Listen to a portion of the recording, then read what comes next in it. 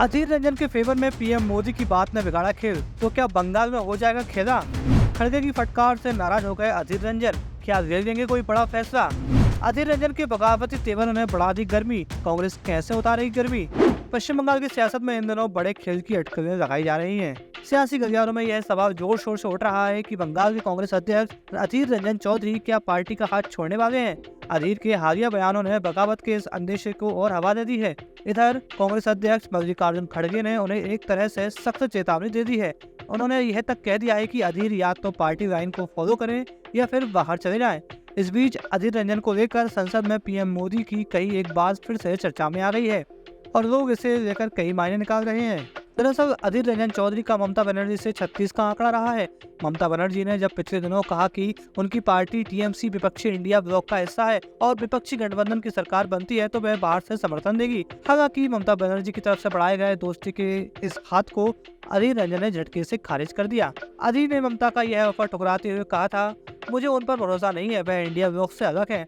अब वह हमारे साथ मिलने की कोशिश कर रही हैं क्योंकि उन्हें एहसास है कि हम राष्ट्रीय स्तर पर मजबूत हो रहे हैं। अधीर का यह बयान तुरंत सुर्खियों में छा गया। पत्रकारों ने फिर कांग्रेस अध्यक्ष मल्लिकार्जुन खड़गे से भी इस पर सवाल कर दिया। इस पर खड़गे ने जिस सख्त लहजे में जवाब दिया उसका शायद ही किसी को अंदाजा रहा हो। उन्होंने साफ कहा कि अधीर टीएमसी को इंडिया ब्लॉक में शामिल करने या न करने वाले आखिर कौन होते हैं। कांग्रेस अध्यक्ष मल्लिकार्जुन खड़गे ने शनिवार को मुंबई में प्रेस कॉन्फ्रेंस के दौरान कहा, वह फैसला करने वाले नहीं है, हम फैसला करने के लिए हैं। कांग्रेस फैसला करेगी, इसलिए हम जो भी तय करेंगे वही सही होगा। हम जो भी तय करेंगे उसका पालन करना होगा और अगर कोई इसका पालन नहीं करता है तो उसे बाहर जाना होगा। खड़गे की इस डांट के बाद माना जा रहा था कि अधीर रंजन चौधरी के तेवर नरम पड़ जाएंगे, लेकिन देखने को कुछ उल्टा ही मिला है। उन्होंने कहा कि बंगाल में कांग्रेस को बर्बाद करने वाले किसी भी व्यक्ति के प्रति सहानुभूति नहीं रख सकते। इसके साथ ही उन्होंने कहा कि तृणमूल को लेकर उनका विरोध राज्य में कांग्रेस को प्रासंगिक बनाए रखने के लिए है। चौधरी ने ममता बनर्जी पर निशाना साधते हुए आरोप लगाया कि उन्होंने सत्ता में आने के लिए पश्चिम बंगाल के आदिवासी बहुल इलाकों में माओवादियों की मदद की।